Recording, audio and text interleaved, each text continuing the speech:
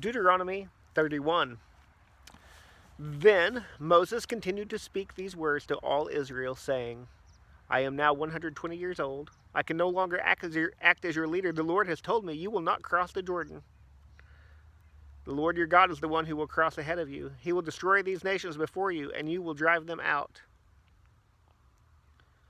Joshua is the one who will cross ahead of you, as the Lord has said. The Lord will deal with them as he did Sihon and Og, the kings of the Amorites and their land, when he destroyed them. The Lord will deliver them over to you, and you must do to them exactly as I have commanded you. Be strong and courageous. Don't be terrified or afraid of them, for the Lord your God is the one who will go with you. He will not leave you or abandon you.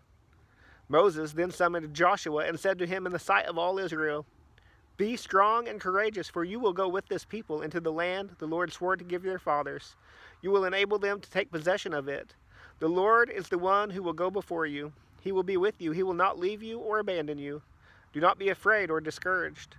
Moses wrote down this law and gave it to the priests, sons of Levi, who carried the ark of the Lord's covenant, and to all the elders of Israel.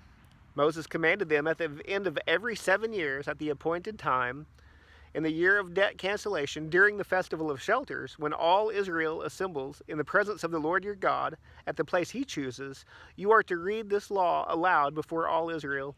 Gather the people, men, women, dependents, and the resident aliens within your city gates, so that they may listen and learn to fear the Lord your God, and be careful to follow all the words of this law.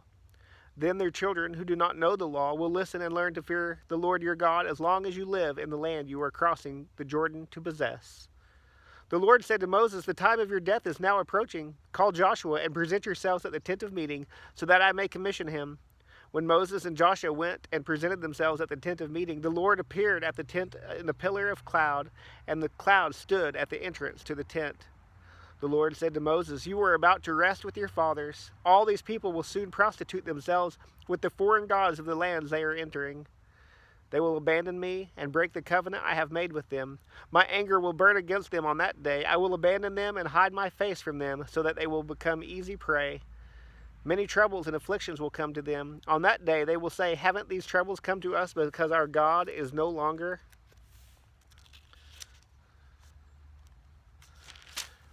with us? I will certainly hide my face on that day because of all the evil they have done by turning to other gods.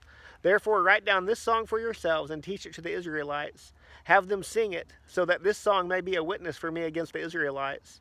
When I bring them into the land I swore to give their fathers, a land flowing with milk and honey, they will eat their fill and prosper. They will turn to other gods and worship them, despising me and breaking my covenant. And when many troubles and afflictions come to them, this song will testify against them, because their descendants will not have forgotten it. For I know what they are prone to do, even before I bring them into the land I swore to give them. So Moses wrote down this song on that day and taught it to the Israelites. The Lord commissioned to Joshua, son of Nun, Be strong and courageous, for you will bring the Israelites into the land I swore to them, and I will be with you.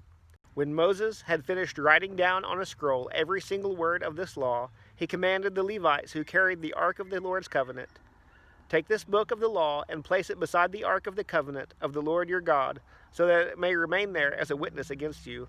For I know how rebellious and stiff-necked you are. If you are rebelling against the Lord now, while I am still alive, how much more will you rebel after I am dead? Assemble all your tribal elders and officers before me, so that I may speak these words directly to them and call heaven and earth as witness against them. For I know that after my death you will become completely corrupt and turn from the path I have commanded you. Disaster will come to you in the future, because you will do what is evil in the Lord's sight, angering him with what your hands have made. Then Moses recited aloud every single word of this song to the entire assembly of Israel.